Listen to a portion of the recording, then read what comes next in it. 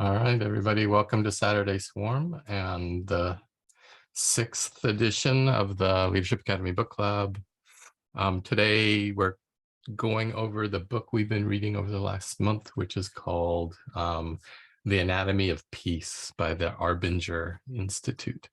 So I've created a little Miro board to help facilitate the conversation. Feel free to jump in. And the Miro board is intended to be a interactive space, so feel free to add stickies or notes or anything that jumps out.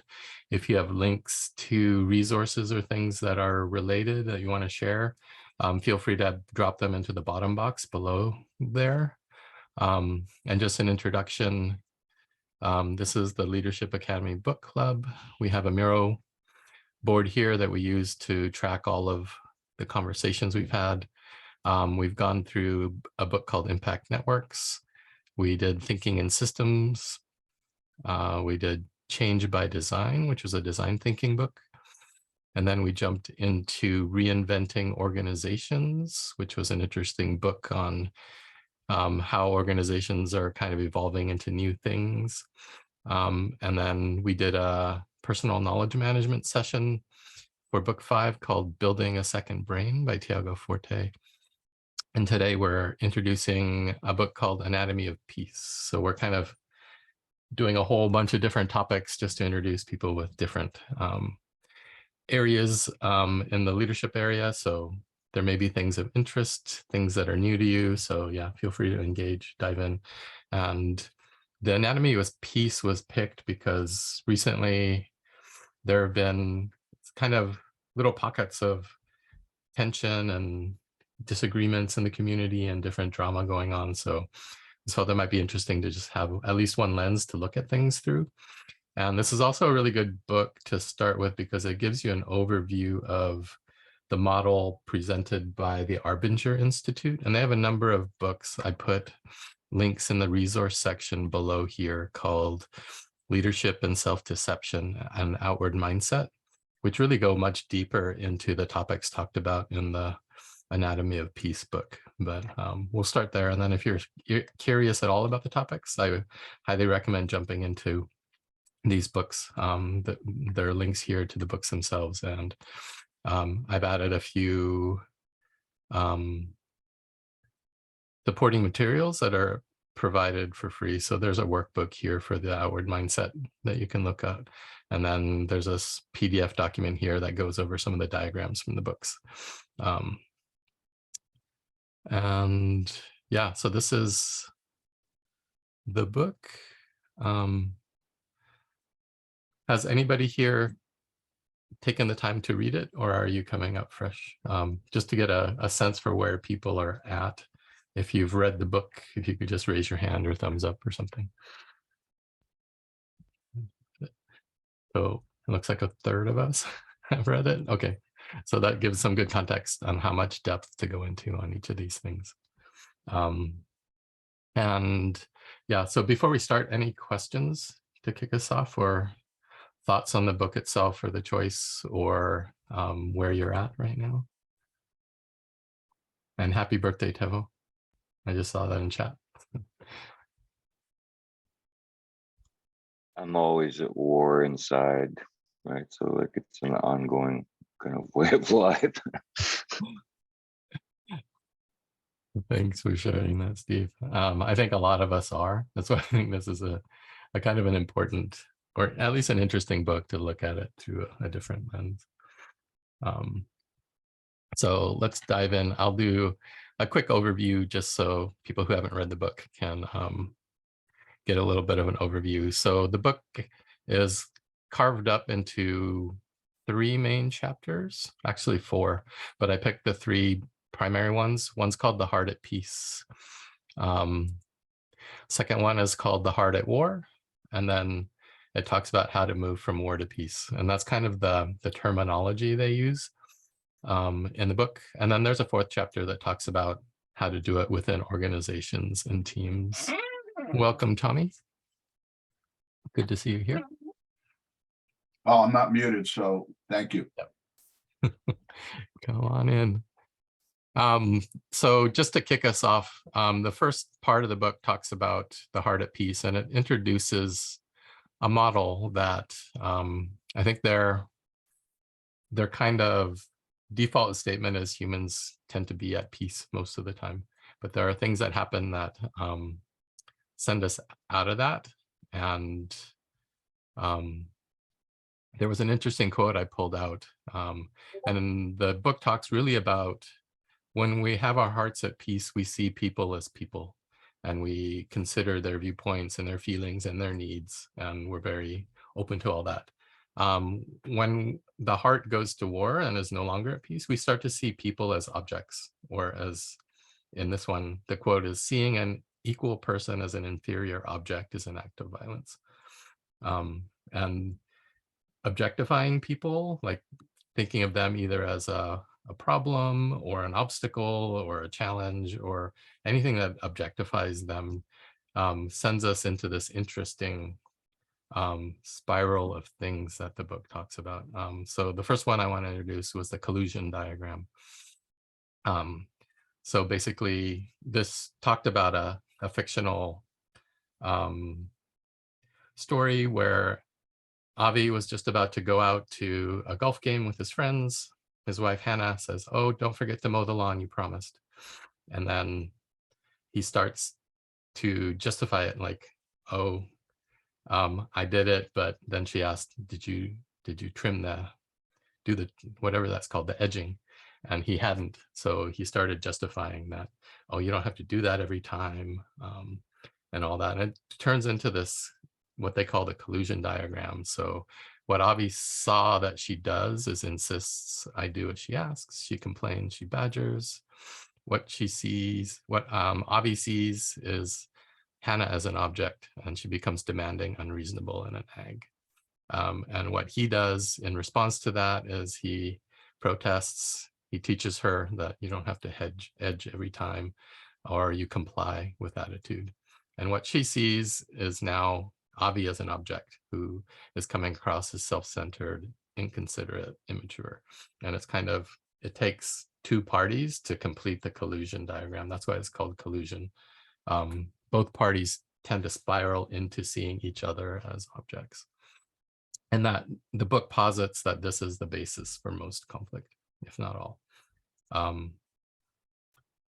And of course, you have allies on both sides who reinforce and support your viewpoints, and keep you stuck in a state. And that, I thought that was a really interesting kind of thing. And I'm finding it very hard to actually break the book down into like talkable chunks, because it was written in a story narrative format, and it was really hard to lift stuff out. So if anybody has any ideas on how really to get into these topics, I would love the support. But I'm just going to skip through some of these really fast. Another thing that the book talks about is once that starts to happen, the heart goes to war. And one of the key things is a quote, "No one can force a warring heart upon us. When our hearts go to war, we ourselves have chosen it." So it really outlines the fact that we're responsible for our state, and we choose to go to war. We don't, it's not forced upon us. It's not brought down upon us. We actually make that choice. And it talks about how that works. So the choice diagram is, whenever anything comes up, we have an innate sense that we know that is aligned with what we think is morally right or what we should do. And when you're in alignment with that, your heart is at peace. When you're faced with a choice, and in this case, they use a fictional thing where this guy Mordecai was a street person, and he was out there asking people for coins and stuff. And at one point, the person in the story sees Mordecai's cup spill and all these coins go everywhere. And he has the choice to go help him pick them up or not. And that was the choice. And instead of honoring the sense, if he honored the sense, You would go and help and continue to see Mordecai in this sense as a person. And that kind of honors the choice. But if you make that choice to betray the sense and actually ignore that innate sense that, oh, here's a human who's in need of some help, and you don't do it, what happens is you start to need to justify that choice. And the way we start to justify that choice is often by objectifying other people, in order to make ourselves feel justified in that self-betrayal of honoring that sense of what's right versus not. And that's kind of the choice, that path that we start to take, that takes us in. Steve, your hand is up. Yeah, I was just outside for about an hour, so like we live on 7 acres that has most of the time been forested land, but the guy before us kept goats for a neighbor for a time on part of this. It's about 7 acres, which is about 3/4 of a hectare, whatever, however you think about this stuff. And we've been here 10 years, and when I go out, I'm always thinking about my relationships in relationship to how I treat the property, specifically the trees, right? I didn't want to make a yard. I kind of like the idea of maybe someday having some animals on it, so I want it open, and I want it open for me, also, or us, or people. We've hosted a lot of events here at our home, and the decision points, right? And like when you do something, like when it's just there, it's yours, you can do whatever you want. And so like you're always arbitrarily making a decision about whatever the necessity or the practicality of the tree that you're looking at. Can I make this look better? Is this a stupid place for this tree given what I want to do on this part of the property? Is it crowding somebody else, another tree, and preventing its full expression of itself, right? And for me, these are metaphors for how we deal with people, right? Because we make so many choices over the course of a day. Like if you're not just staying at home, you go out and you're going to interact with people, and then you've got the people that you live with and have close relationships with. So this hiding how to relate to a thing like a tree is, kind of reinforces for me that, this aspect of the choice and how we view people, people in the community, and I think about everybody I'm dealing with. And that's my partner, Kelly, a handful of other people in my life in the Cardano community. That I spent a lot of time thinking about everybody, right? In terms of, I don't know, it's just because for me in my situation in the community, it's like,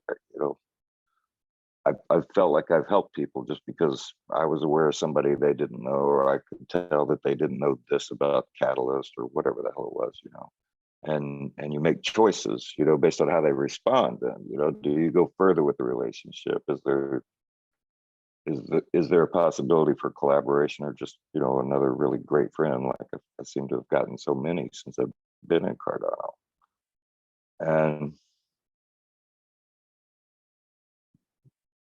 these conflicts, that I have with people and that I observe with other people is matches the experience with the trees. It's like sometimes I'm looking at someone, I was like, I that's not what I fucking want to see, right? And on the property, I can change that. But then when you see that with a person, particularly somebody like Catalyst and Cardano, where you're wanting to build out the world's next financial ecosystem, right? You want to do all these high-minded things, and these people are fucking looking at it wrong, right? And then what do you do with that? And it's interesting because we've got some time behind us now. For me, it's right at a couple of years, and there are people in the community that I've witnessed evolving, right? and I love it. You know, I love seeing that. You know, because I remember going through stuff when I was younger, and it's really fascinating to see people mature because of the situation, right? Learning by doing. You know, and sometimes that's technical, like, you know, like Alex and I, we watch all these people in the PBL classes. You know, it's pretty amazing to watch a developer, you know, just kind of wake up to the power of what they're trying to do. You know, that's a lot of fun. And I see that in people in the community. And then sometimes you see it in people not doing that, you know, not maturing or growing with the reality of this process, right? You know, because that's what I think, you know, when we make a decision point, you know, like me cutting down a tree or cutting a limb by saying, yeah, I don't want this. When we do the metaphor in a community, we're kind of saying, and I'm not going to have anything to do with this person anymore because, you know, it's just untenable. You know, and you can decide that, you know, for yourself. I mean, everybody's free to do that, but they're with the goals, you know, the large, high level fuzzy goals. You know, this is to be expected. And we should just be really working hard on the inside to figure out how to embrace that person that you so fundamentally disagree with, because they're here, right? They're a stakeholder also. And we have to figure out how to do stuff like that. And I'm just, to me, it's kind of saying the obvious, you know, but I just want to recognize it's not easy sometimes. No, yeah, it's very hard. And what the book really talks about is, yeah, it really gets into that choice, and it really puts the burden of conflict upon us, like, and our part in it. And it really boils down to that choice piece. Are you honoring your sense of right or wrong, or are you betraying it? And then once you betray that, it starts to put you into what they call the box. And this is an example of one box here where Mordecai now, because he betrayed the sense, Mordecai now needs to become a competitor. He has no right to be there. He robs me of peace. He's a Zionist threat. He's a bigot. And then the view of the world starts to change, where the actor starts to see the world as unfair, unjust, burdensome against him. And then the feelings are angry, depressed, bitter, justified. And then the self-view is better than Mordecai. He becomes a victim or bad or need to be seen as a good person. And it was interesting. They highlighted a few boxes here. I'll just move over to that section right now. But like, when you start to fall into that box, when you betray your sense of what is you should do in a moment, you can fall into these things like the better than box, where you view others as inferior, incapable, irrelevant, false or wrong. View of the world as competitive, troubled, or needs you. Your feelings are impatient, disdainful, indifferent, superior, important, virtuous. Or the opposite of that would be some people fall into the worse than box, where their view of others are the other people are advantaged, privileged, or blessed. Their view of the world is it's hard and difficult against them, ignoring them. Their feelings of helplessness, jealousy, bitterness, or depression, they don't think of themselves as good. They think of themselves as broken, deficient, or fated. And then there's the other boxes, like I deserve box. So your view of others are mistaken, mistreating, ungrateful. The world is unfair, unjust, and owes you something. Your feelings of entitlement, deprivation, and resentment. And you think of yourself as meritorious, mistreated, or a victim, or unappreciated. Or the need to be seen as box, where others are judgmental, threatening. View of the world as dangerous, watching or judging you, et cetera, et cetera. So these are all boxes that you fall into based on that moment of choice, whether you want to honor the sense or not of whatever's coming up. And yeah, when I was going through this, I know I was like, oh my God, I fall into this box all the time. And just knowing about it now allows me to like reflect and go, oh, if I'm in that box, then maybe it's not the most skillful place to be engaging with this person at this time. Because that's one of the things is when you're in the box, it blocks out your full self and your full capacity to deal with things in an open, helpful, constructive, contributive way. It really locks you down into a very small set of options where, yeah, your self has shrunk to this little box, and that's where you're operating from. And it's not the best place to engage with people, because that's what they posit causes a lot of the conflict. And then just to skip over, like, how do you get out of that for more to peace? Getting out of the box is look for the signs of blame, or look for signs of the box. Do you feel blame, justification, horribilization, etc.? And then try and find an out of the box place. So try to remember times when you were feeling connected or loving or doing stuff that were really good. And that helps anchor you in a point in time where you weren't in the box. And then from that out of box perspective, you can start to ponder the situation anew. Like, think about things like, what are this person or group's challenges, trials, burdens, and pains? And how am I, or some group of which I'm a part, adding to these challenges, trials, burdens, and pains? And what other ways have I or my group neglected or mistreated this person or group? In what ways are my better than, I deserve, need to be seen as, and worse than boxes obscuring the truth about others and myself and interfering with a potential solution? And what am I feeling I should do for this person or group? And what can I do to help?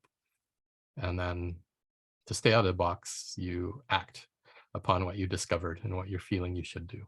Because if you don't act, then you're betraying yourself again. And then you start to come up with justifications why you aren't going to act, and you get back into the box again. And then one of the interesting things that was mentioned also was the influence pyramid, where a lot of times we are called upon to correct, like, that's wrong, we need to fix it. But they posit that the influence pyramid is much bigger than that. And the correction part is like the top little tiny percent. And when we deal with things that are going wrong, we should be working on the other stuff first and use that as a tool of last resort. So the rest of the pyramid is start with getting out of the box yourself and obtain a heart at peace, and then build relationships with people and others who have influence. Build the relationships, listen, learn, teach, and communicate. And then finally, if you've done all that, correct. But it's kind of talking about ultimately my effectiveness at each level depends on the deepest level of the pyramid, which is my way of being, which is really, is your heart at war or at peace? Are you in a box or are you out of the box? And another interesting thing is the solution to the problem at one level of the pyramid is almost always below that level of the pyramid. So if you're having issues around teaching and communicating, maybe you need to listen and learn first. If you're having troubles with building the relationships, maybe you need to drop down and get out of the box, because that's where you may be. And yeah, and I recommend most time should be spent at the lower levels of the pyramid. And that's kind of the influence pyramid. So that's kind of, at a very high level, a really quick, my attempt at summarizing the book. And as I said again before, it was super hard because it was in a narrative format and had a story that kind of went through all these different examples. And,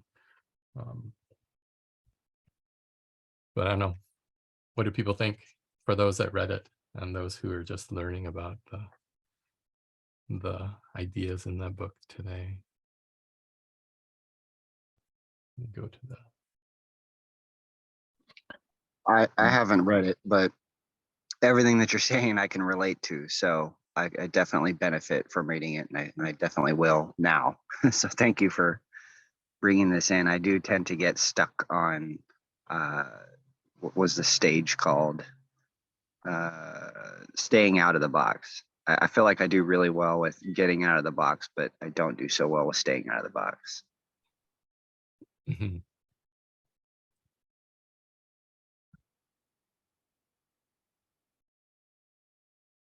And Alex says, I liked it, not too dense. The ideas are interesting. Yeah, the book itself is kind of a story about this place called Camp Moriah, where troubled teens go to kind of help them find their way in the world. And what winds up happening is these troubled teens show up and their parents come.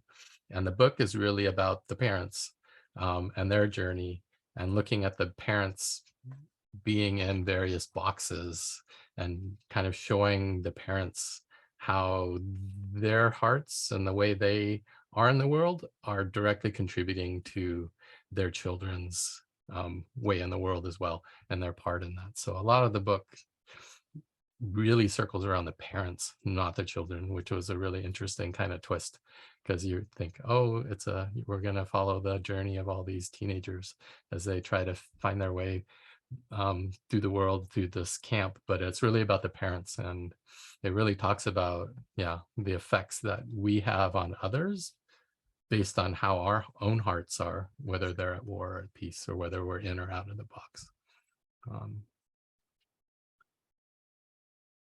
And yeah, but it made it really hard to summarize too. So thank you for bearing with me. Anything else from the chat? Dave or Steve, Vanessa, do you have anything? Steve, your hand's up. Yeah, when you were that part from war to peace, like there was this guy named Carlos Castaneda that in the 60s wrote a book, and it was supposedly, his story. And he got taught how to, his first understanding was that he was going to be taught how to become a sorcerer, and really kind of quickly it's kind of led to the point where the let's see that. I can't see it all, Alex. Anyway, it gets to the point where the guy is really just saying that to live this life, his tutor, this shaman, he's telling him that to live this life, you've got to think like a warrior. But he defined, being a warrior as somebody who's practicing, right? He's practicing and waiting for the moment when it's time to act. And what I found interesting about that, because of the way my life went, then and now even, it's like I don't really, as I go through my day to day, there aren't a lot of moments when I feel forced to act.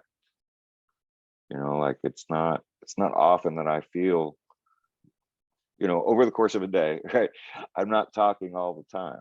It's like there's just moments when I feel like I should talk, right? And that's that decision to go ahead and act, from that moment when you know what to say. And that's what I liked about what you were saying, Nora, when you recognized you were in a box in your head, that it's not the best time. Like some of the groups that I worked with, years ago, you were supposed to withdraw, if not actually leave from a conversation when you slipped over the edge. And the way that was practiced, everybody knew when it happened, in the group, right? It was so obvious because it's such a change in the, the flow of how people are talking when somebody is basically speaking out of turn, right? And you're supposed to develop the awareness in your head to, like, when you do that, pull out, or when you feel it, don't say anything. And that's that act of, like, always fighting the two wolves analogy. I know you used that before. No, I know you know that stuff. Mm-hmm. And it's always there. It's always going on.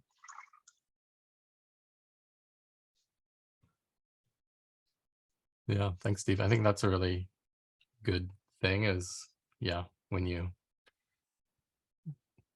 feel that you're getting into a box, whatever one it is, that, yeah, knowing that you're probably operating at a less than skillful level can be helpful to either disengage, slow down, or just ask for some time so that you can get yourself back out. And I find it really interesting that it starts with the book's premise is a conflict management kind of thing, the path back to peace. And I came into it thinking, oh, it's going to give a whole bunch of negotiation techniques, or how do you actually get the other person to agree, or whatever it is. But it's really all about working on yourself.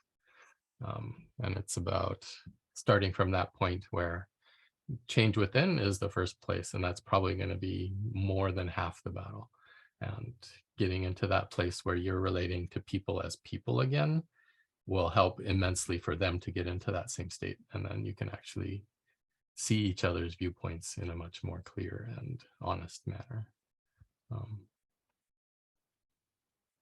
Hey, Nori. Mhm.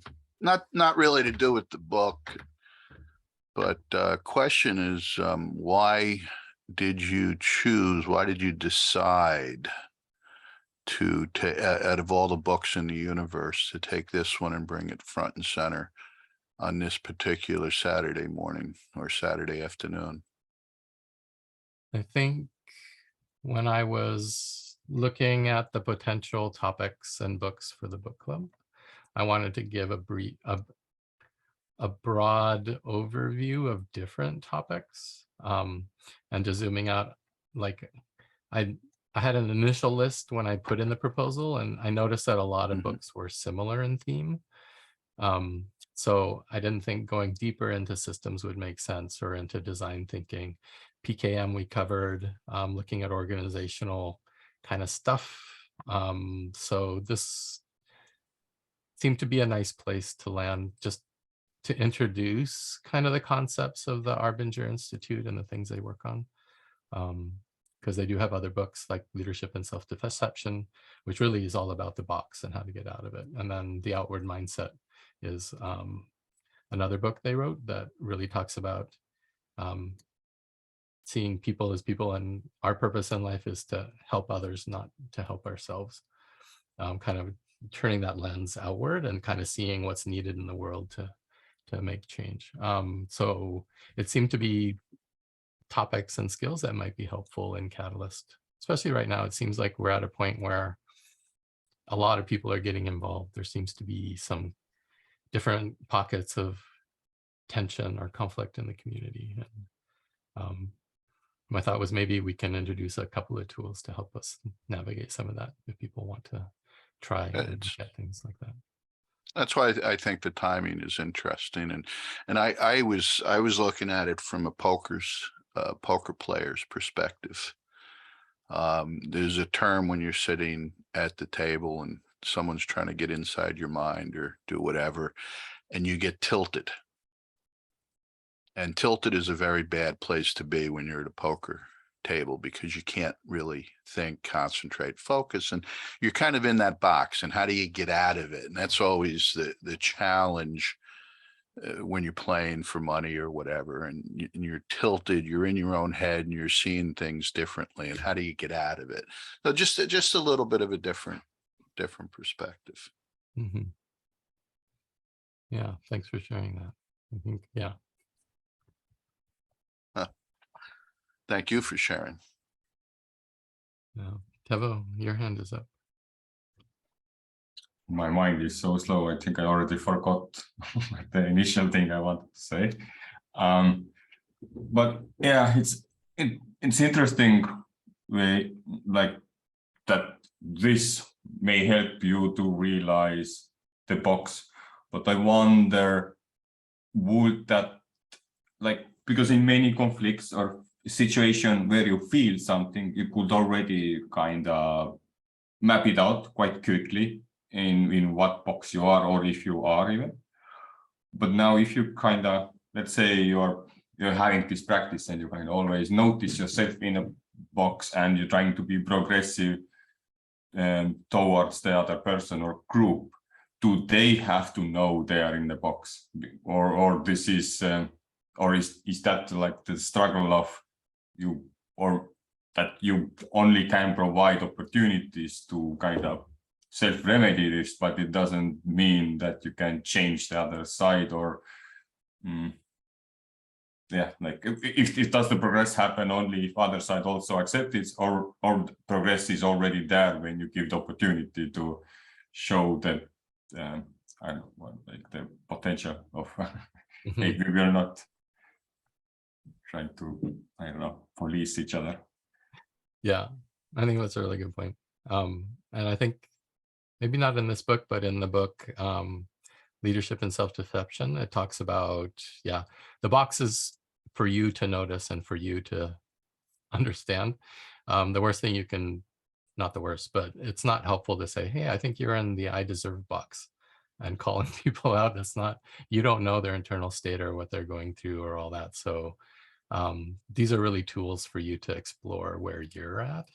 And if you can get yourself out of the box, then if you look at the, where is it, the collusion diagram, you break this, you stop colluding, because one person, collusion requires both people to be in the box, and they reinforce and accelerate each other's boxes. So when you step out, it breaks the collusion. So they may stay stuck in their box, but it won't escalate, and it'll probably get better over time, especially if you start to look at the influence pyramid and work on these things below the correct, and spend some time there as well to help repair the relationship. But yeah, Raida, you have your hand up. Yeah, the book, for example, brought out some examples. How do you come out? Let's say if you have two persons and you're about like coming out of the box. So what is that moment of solution like? If there are conflicts, let's say, and you're thinking, okay, I'm now in this situation, I understand what is happening. I'm trying to make back like this good memories, what maybe I had this with this person before. So what will happen then, like, you know, the end solution, like, or the end, or the, yeah. I think the idea would be to, like, if you stop feeling that way because you know it's not productive, then you've got to find another perspective, right? That's your other choice. I mean, that is the choice, is to find another way to look at the situation or the person. Where you can look at yourself, right? You know, like if you're not liking somebody because they always wear a red bow in their head, you know, and you realize, oh, that's because my first year teacher had a red bow in her hair and she treated me like shit, you know. So anytime I see somebody with a red bow in their hair, I have a negative reaction because they remind me of that old lady, you know, or, you know what I'm saying, you know, like you are triggered by your early experiences when you made decisions about somebody or a situation. Yeah, because from a child's perspective, right? You know, and so I understand, you know, like, that. I understand that, but the last point, like staying out of the box, it says as well, act upon what I have discovered. So what is the way of acting it? When, like, that's kind of last thing in this equation, like that's what I mean. Like, Yeah. So if you go back to, oh, hold on. yeah, back to the start, exactly. Yeah. Yeah, the process, then you have that sense of desire to do something. And your choice is to act on it and honor that or not. And that's kind of the thing, is if you're in this new perspective and you say, oh, my part in this was X, and I should really stop looking at them as an object or an obstacle or whatever it is, then you can start to relate to them as a person again. And that's honoring that choice, whatever that is. But then if you betray it again, then you start to need to justify that betrayal of your inner sense, and then you go back to treating them as objects. And oh yeah, it's interesting book. I would like to actually read that. Yeah, it's a really interesting book. It's a viewpoint of our internal mechanisms that I don't see in other places very often. So but yeah, it's basically my kind of keys is looking at these boxes, and the view of others kind of tells me when I'm objectifying people. If I think of them as inferior or wrong or mistaken or ungrateful or judgmental or threatening or privileged, I'm kind of creating this objectification. I'm not looking at them as a person. I'm looking at what their needs are, or why they're in this world in a certain way, and why they're acting in a certain way. And it stops me from being there and seeing them as that full person, and then kind of engaging and trying to find a pathway to a resolution for whatever the conflict is.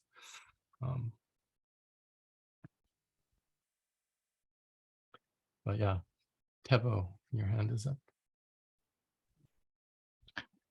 Few months ago, had an interesting situation where I thought I had built a relationship with a specific group, and then I noticed some basically, yeah, I found myself in a box. But now I realized it, where they did, where the group acted for me. It felt like they are gaming the system. And I went into but instead of like correcting, so I didn't start at the top, because I never really like to correct right away. Maybe probably people can find places where I do that. But my choice was, okay, let's communicate and let's figure out and teach ourselves what we expect from each other. And that is when I actually noticed that actually I haven't built that relationship to even start that. And the reasons, or like I was coming off, I was a person that, who am I to come and teach and coach people, and was put like a very behind, like into the box. I didn't notice again, like this now when you think about, oh, there is a box, or that situation which I could have like started acting differently.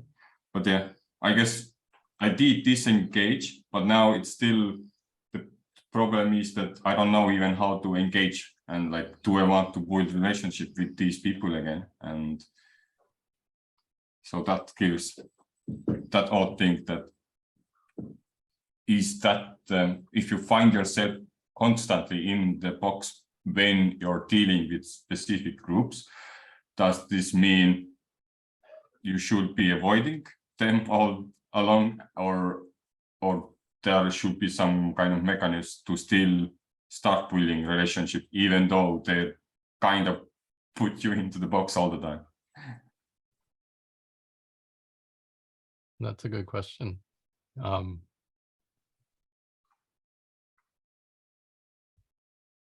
Dave, you have something you want to add?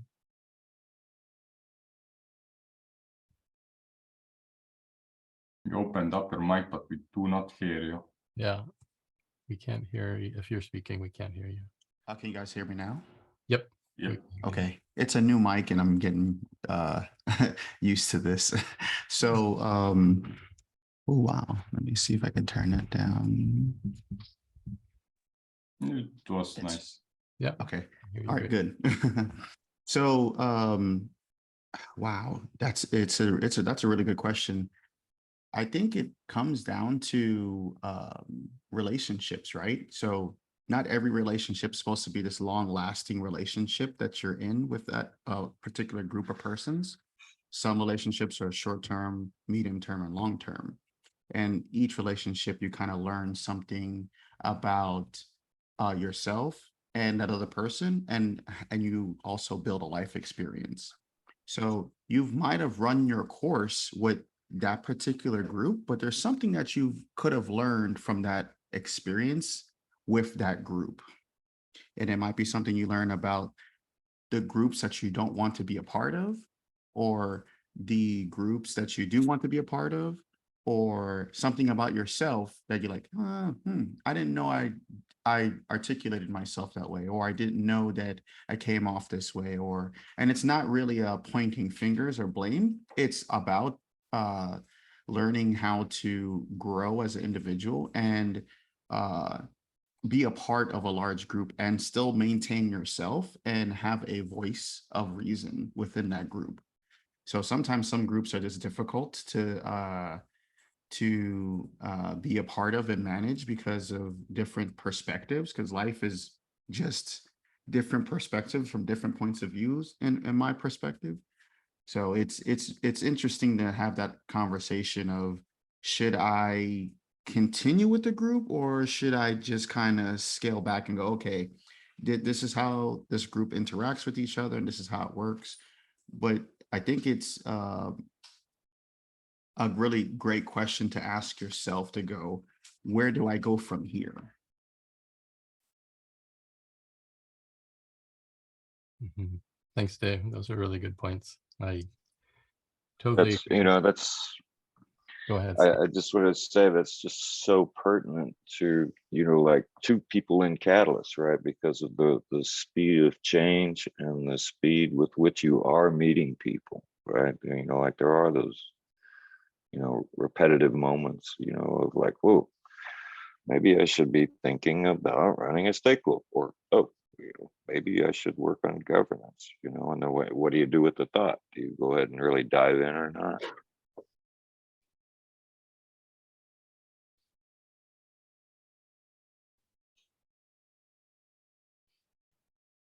Did you ask me that?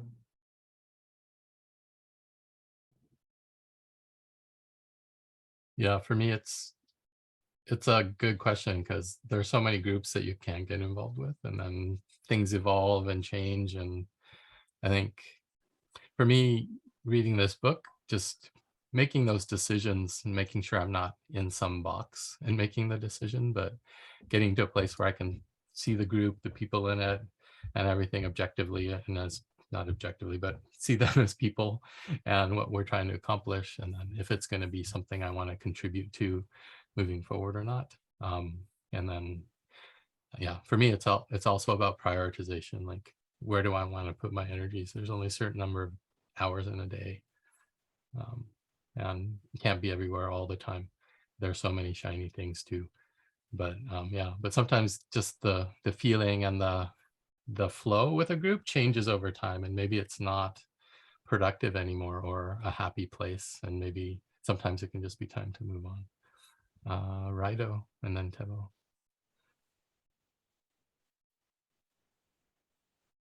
Well, yeah, so I thought like if there was something with the group or something, like I think like Timo, you are like kind of like leader in this community, like, you know, and maybe these like some groups maybe are there, and maybe there's like how to say, you're like leader and you should maybe influence and maybe let them to do some things, as long as it kind of works. And if it works, then maybe just let them, like, you know, see if you some point of time would say this isn't working, like, you know, then I think you would have to like kind of step in. But yeah, I in terms of I think like leadership, they should be there like to influence the ideas, to be there to get life and on their own. And I think this kind of the decentralization as well, that teams and groups should be maybe like trying to evolve themselves. But yeah, maybe just small idea. Mm-hmm. Said something interesting about decision making. I wonder, is this before you make any decision, it's like a mandatory to make sure you're not in the box. So because if you like, what I mean by like decision is, well, you never know how influencing or impactful the decision you're about to make is important.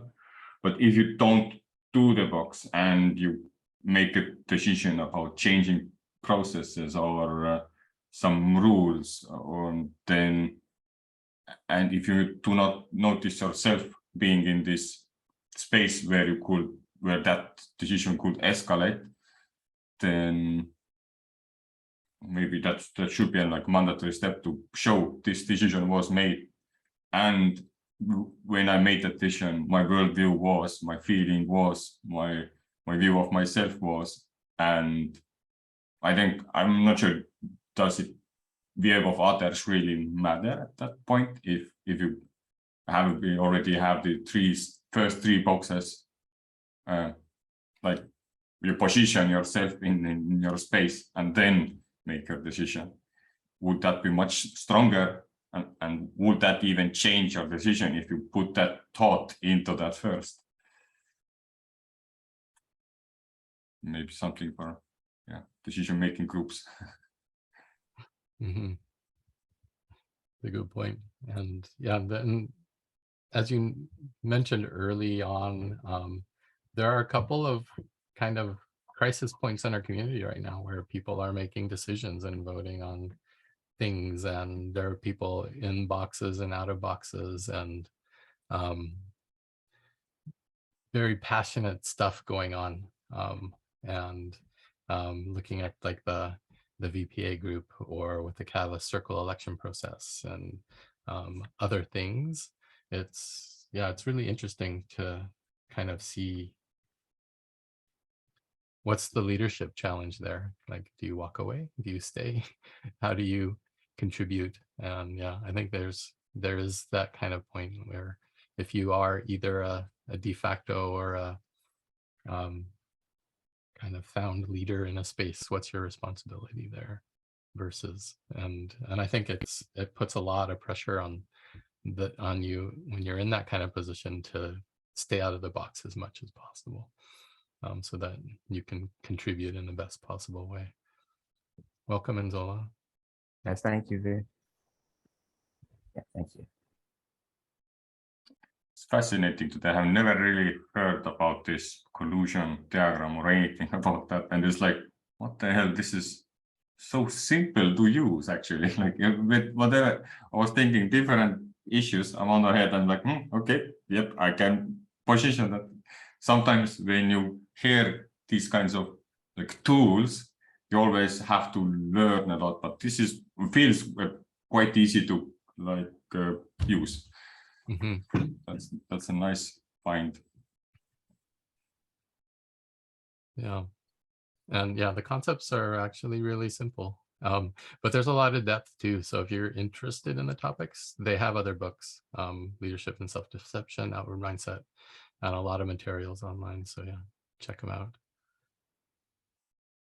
I was even wondering, would that help writing a proposal? Because when you create a proposal, you always solve a problem usually, unless you're doing it otherwise around it. You have a solution, but you're looking for problems to solve it with.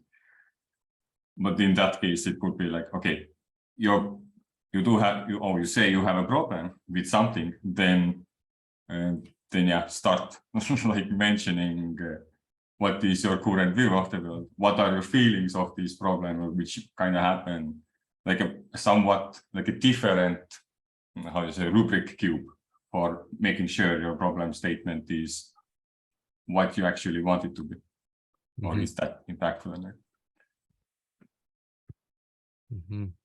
That would be an interesting experiment.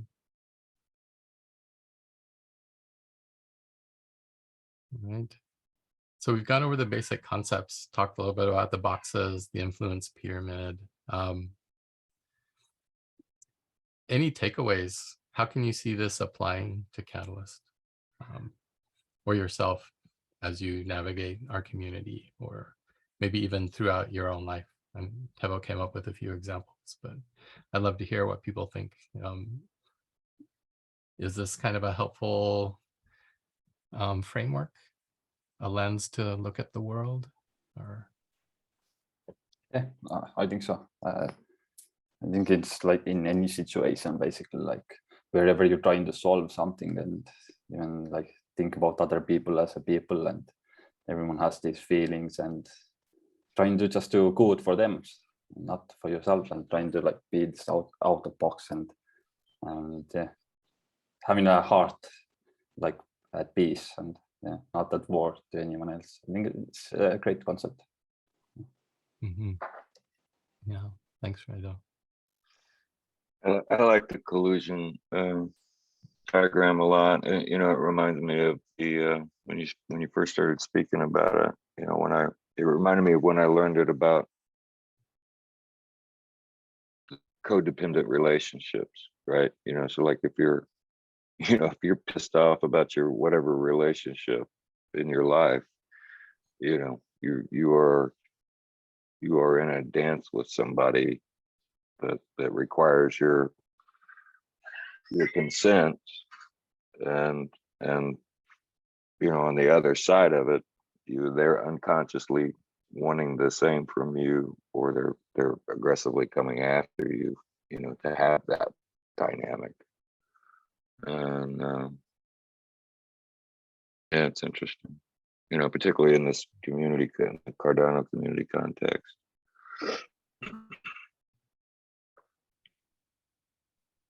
I wonder if it can be used to, if you share your own box, like whenever an issue arises and then you share, hey, what you did made me think of this, and gave me this feeling. And this is how I view myself, because that opens up quite, like, I don't know, remember this, I don't know, like listening, empathic stuff. And that also had some kind of like, make yourself vulnerable to the enemy, that may open up different solutions, but you have to be aware what you open up to. But still, it's maybe that's a way to kind of pick some relationships, to share these three elements to them, that what box says you created to yourself when they acted. Mhm. Yeah, I mean, I have some friends in the community, and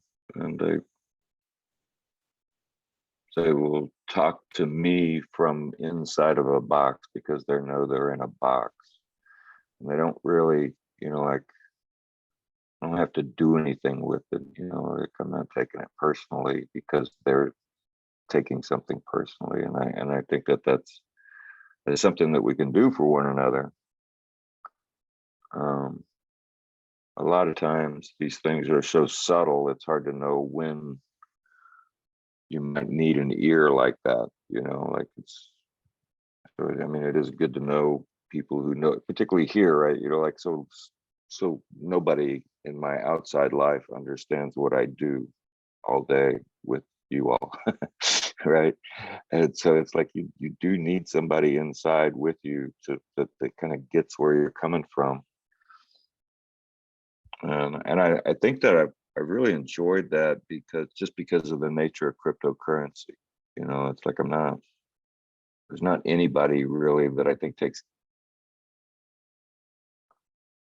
their experience here personally in the same way that we all would in a you know, in a romantic relationship, for instance, right? We're all detached, right? We're all just magic people on the internet, you know, kind of talking together. And it's easier and it's more difficult, you know, for different reasons.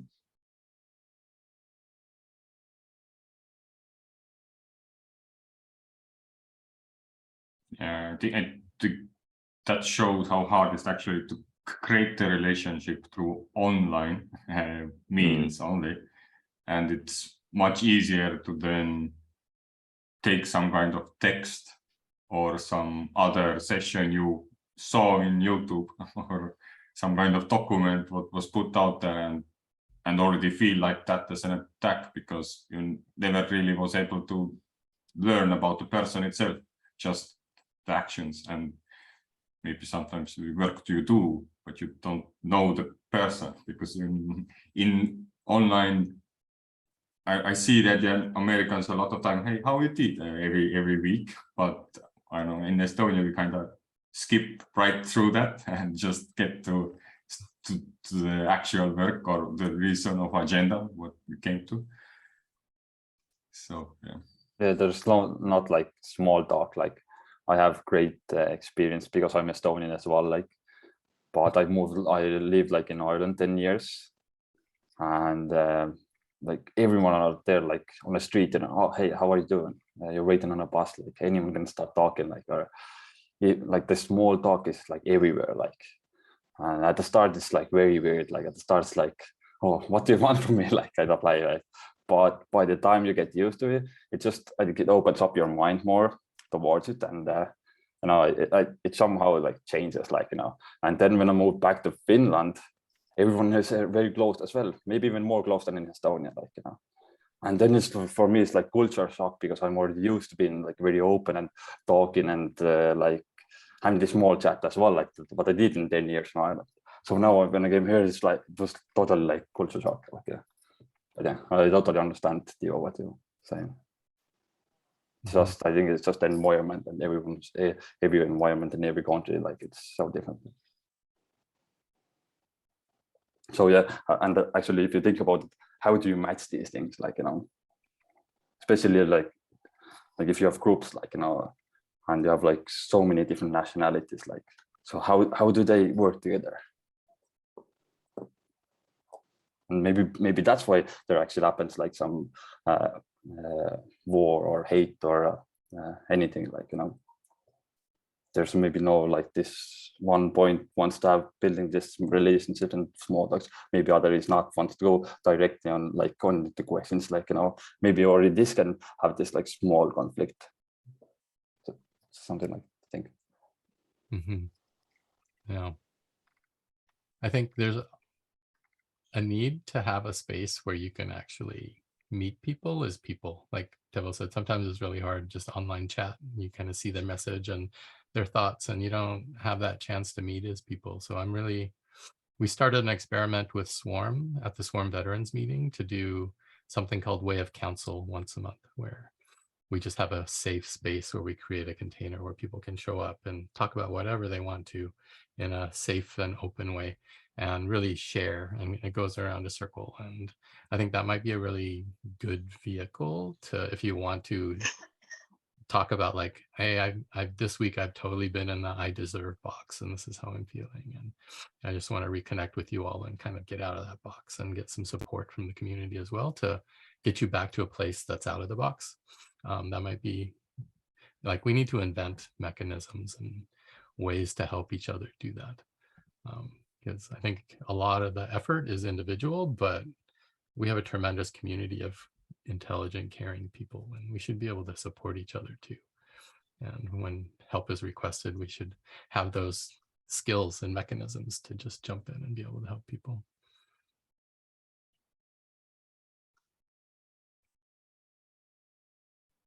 I had an interesting conversation with Newman the other day, and it was based around a concept a friend of mine had given me, and he had been in prison for 10-6-3, 10 years, 6 months, 3 days, and we were talking one day, and it was like I was feeling shitty and blasé, and I said, you know, I was kind of like in the box, and he says, well, you know, he says, you know, I spent 10-6-3. We talk about it often, and I'm like his therapist almost, because all he talks about is stuff that happened while I was in the big house. But he said, you know, you realize I was put in prison.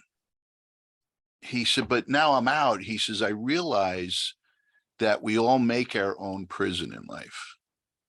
And it's similar to the box here.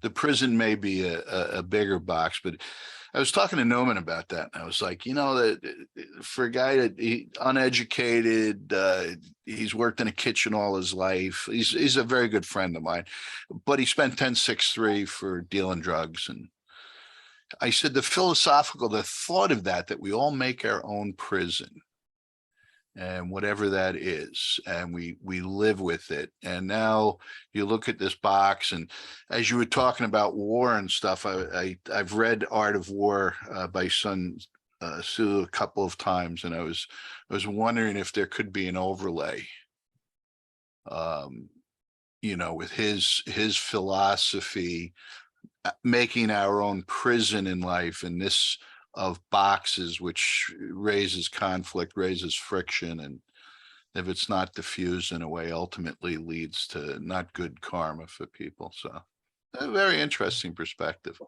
I like the cat. He put you in the box, Nori, there. You know, Tommy, I don't know, it was back in the 90s, you know, and I was in a situation that really scared me, and I can't remember who it was. I want to say it was Krishnamurti, but whatever, I came across the idea that, hey, these monks in Tibet, they basically, like a lot of them for real, they sit in a cave, right? And they're in ecstasy, right? They're at total peace. And you got a guy in prison, who's, sometimes, I mean, it's hard to say what all of them are doing, but, like a lot of them are in agony, right? And the difference in their physical experience, there is no difference. And that had a huge impact on me at that time, because so much of what was frightening me was just my own abstraction of what failure meant. I didn't really have that reality for anybody but me, and that was a real, was a huge relief for me at that time, to realize that, because it was bad for me, like,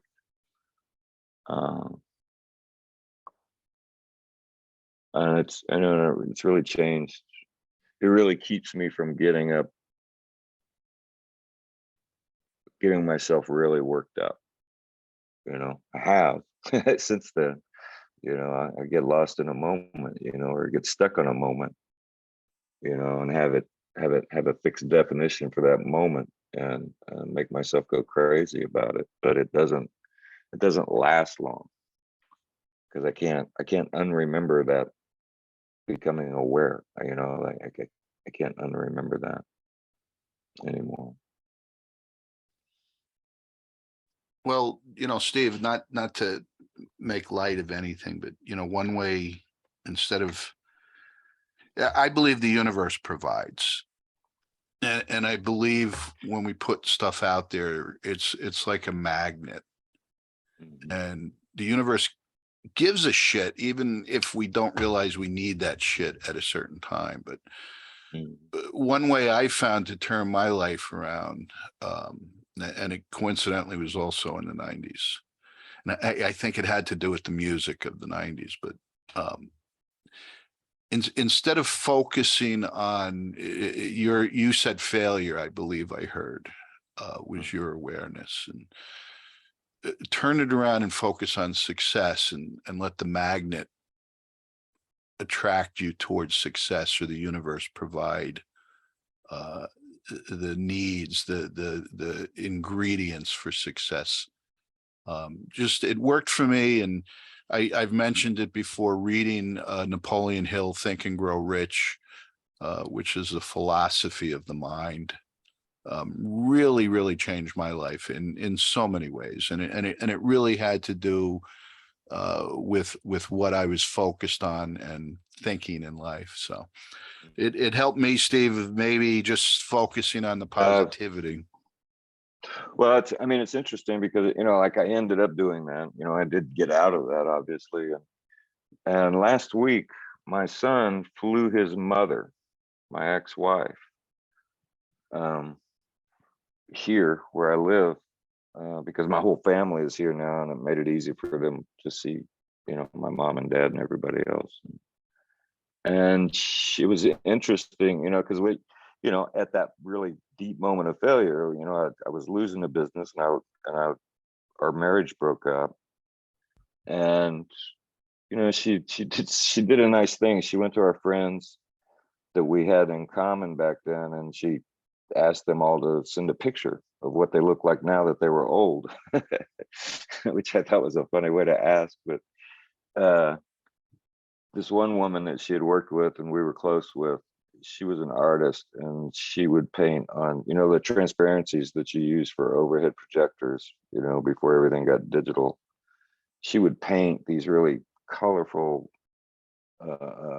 abstract things on them, and then overlay, what's the name of the big Native American nation up there where you live, Nori? I was thinking about this the other day. I can't remember their name, but they have a particular way to draw their representations of fish and bears, and like they're all over the Vancouver airport, that kind of drawing of animals from that native nation.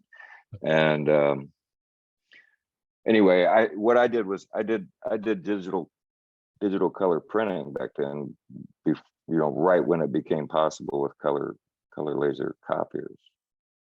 And she wanted to tell me that Karen, our friend, had told her that ever since I had that business, she's never been able to find anybody that could reproduce her paintings the same way, and with the same vibrancy. And my ex, she said, when I think about how good you were for her to have said that, and that neither one of us knew that, right? Because I didn't know how good I was compared to anybody else, and I was such a shitty marketer. I couldn't really market it. And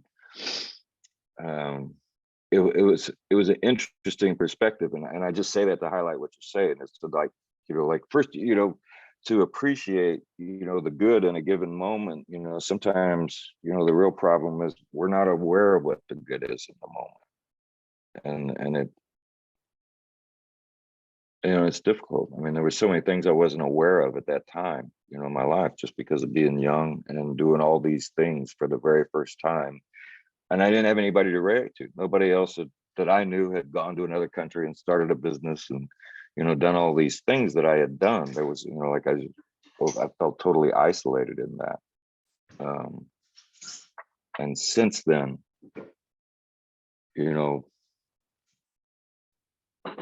I think the experience left me with,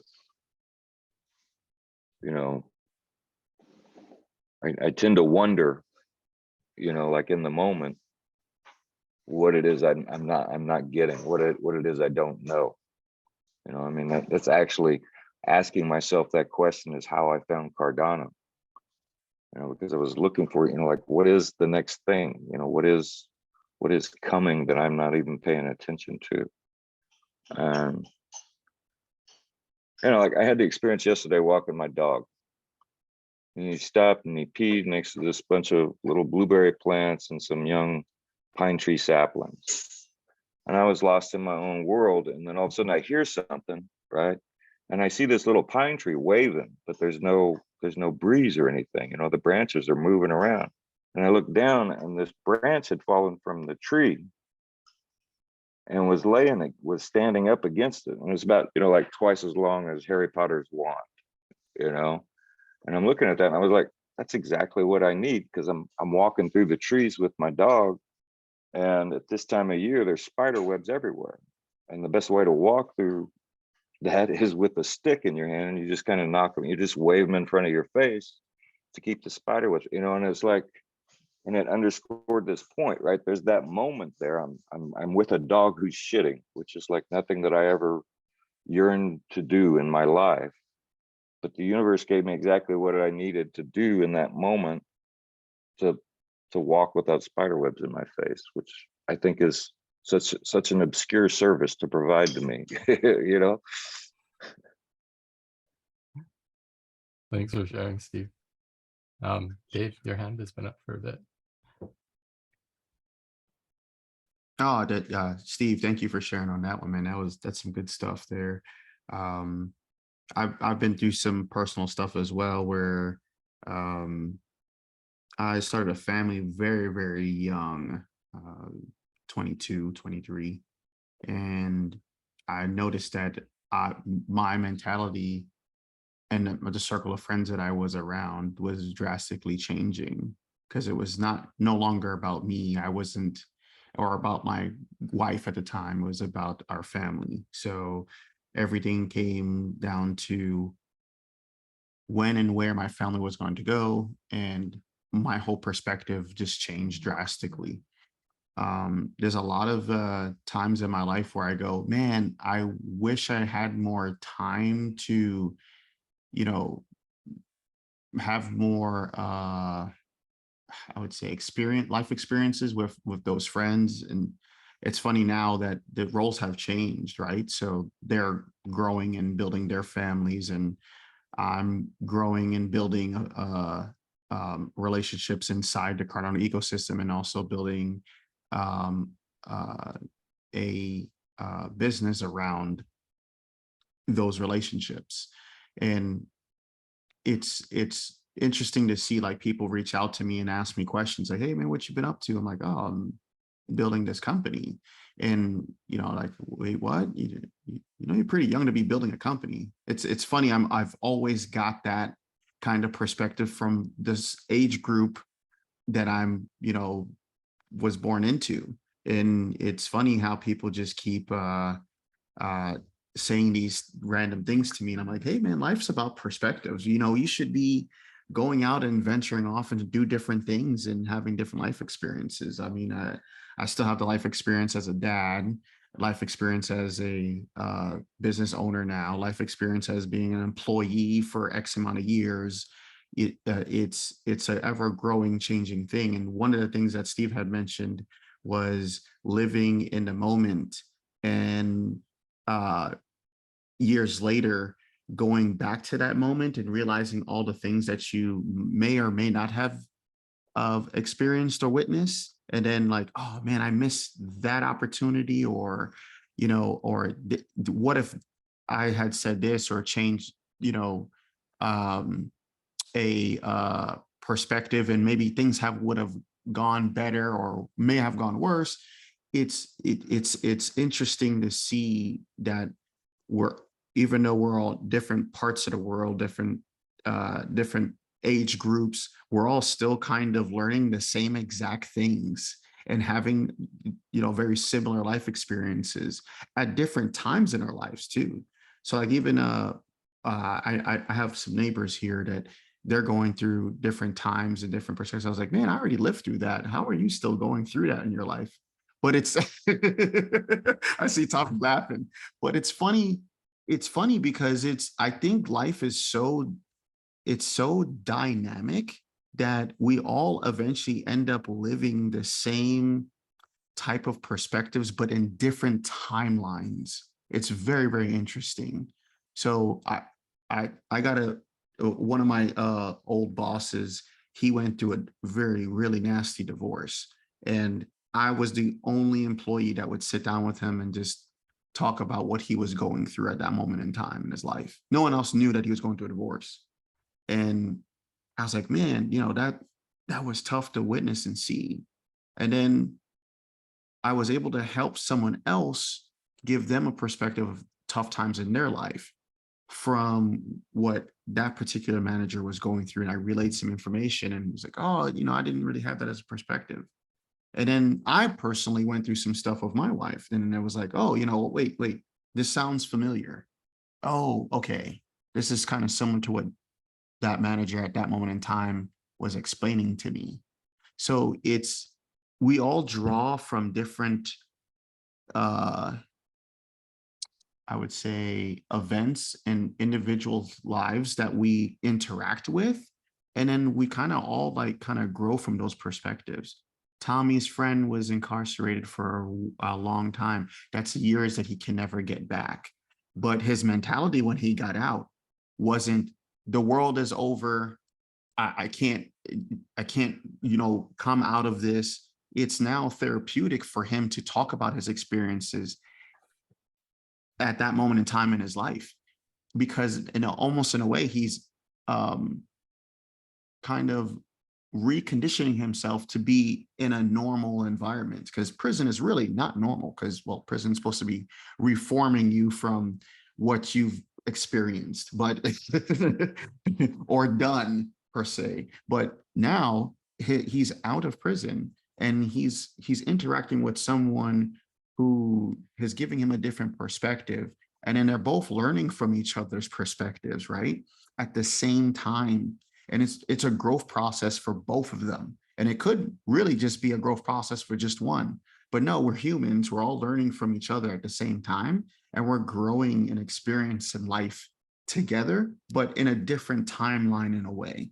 It's like we're all inspired to live in a decent home, live in a decent neighborhood, drive a decent car. But not everybody and at the same time wants the same exact things. It's very interesting to me.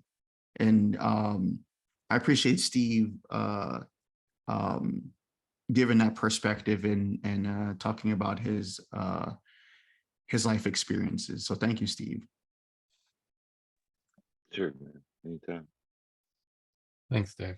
I think you bring up some really good points, and like all of that are the stuff that you don't see in our Discord messages and in our little things. They're the human bits that are shared one-to-one or in small groups or in other ways where you actually take the time to build that relationship. And Steve mentioned something earlier also about not being able to see the good or the profound effects that you're having now because you're too close, but looking back, you can see what happened. Just relating it back to like the box and how you get out. One of them is to remember places and times when you're out of the box, or environments that naturally pull you out because of its natural beauty or whatever it is, good music, a walk through the woods. I think it's important to cultivate and create your own little treasure chest of memories or things that you can fall back on when you go, oh, I'm in the box. I'm going to open my treasure chest now and relive all these great things that I know pull me out again. So that you have like for me, I love to consciously cultivate these things that I can rely on later and say, oh, I'm in the box. I'm going to pull out this chest and play with the treasure that's in there, because I know it's stuff that pulls me back out. And I know that when I'm in the box, I'm probably not in a great state to remember and try to find a way back on my own. So taking the time to cultivate and remember and create kind of this, like I call it, a treasure chest of memories, might be a really great exercise to kind of keep that handy for when you need it. Because I think there's a lot of great stories, a lot of great experiences and things that you run into as you interact with people and different situations and things that are beautiful or moving or naturally gets you into that state where you're relating to people as people, and they have their trials and needs and concerns and everything, and they're not reduced to an obstacle or a nag or whatever it is that we do when we fall into that box. So yeah, I think the stories are important. So I really appreciate you all sharing them. I had the chance a few years ago. I spent 4 weeks, 3 years in a row. I spent 4 weeks either participating in or volunteering as support for a musicians camp, and these were led by really high level musicians. That some of them are kind of well known, and they were teaching music, but they spent half the day teaching music and half the day teaching nature. And in both situations, what kind of gets repeated in different ways to the participants in these camps is that it really demonstrated the process of life, and that what you're doing as a musician through steady and consistent effort and experience is a toolbox, right? And a vocabulary that allows you to be able to express with more and more types of musicians and more ways if you do that. Or even if but just even as just a practicing musician, even if you just stay within a genre, you learn more and more tricks. And with the nature side, they were showing that it was really interesting, right? Because they would do simple things like everybody had the opportunity for a day to start their own fire, by hand. And that process for that one thing was such a challenge for some of these people who've never been outside, never done anything physical on that level. And for some of them, they tried to do it every day, so some people, it took them 3 or 4 days before they actually got a fire to start. And that change in their confidence level, it was huge, right? Because, it's like a basic survival thing, it's that, you've got to provide warmth, you know, food and shelter for yourself, you know, and the worst, you know, and they show you how to do like all kinds of like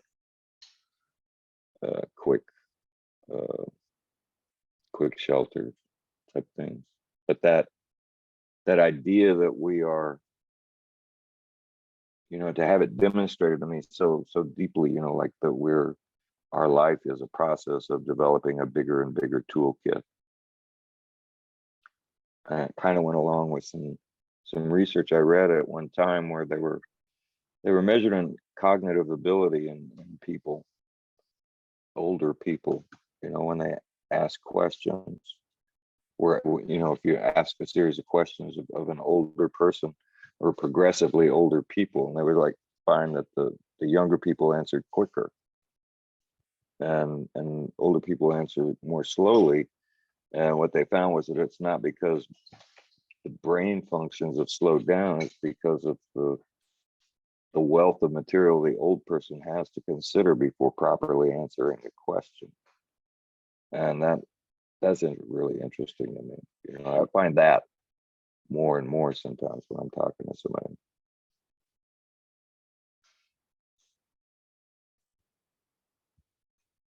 Mhm.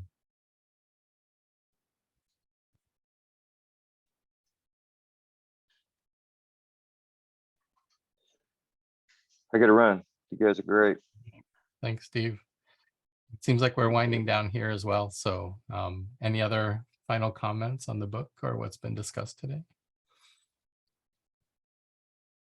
I really appreciate you all showing up, participating, opening your minds to a new way of looking at the world, potentially. And yeah, if you're interested, dig deeper.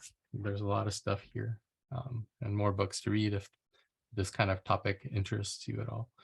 And yeah, we will continue the conversations. Telegram group is available if you want to talk about books. We don't have a book for next time. Oops, that's the wrong link. That was from a previous thing. But it's in chat. Join the Telegram Leadership Academy Book Club Telegram channel. Let's talk. And maybe we can continue the conversation. Yeah, and thanks for coming out, everybody. Enjoy the rest of your weekend.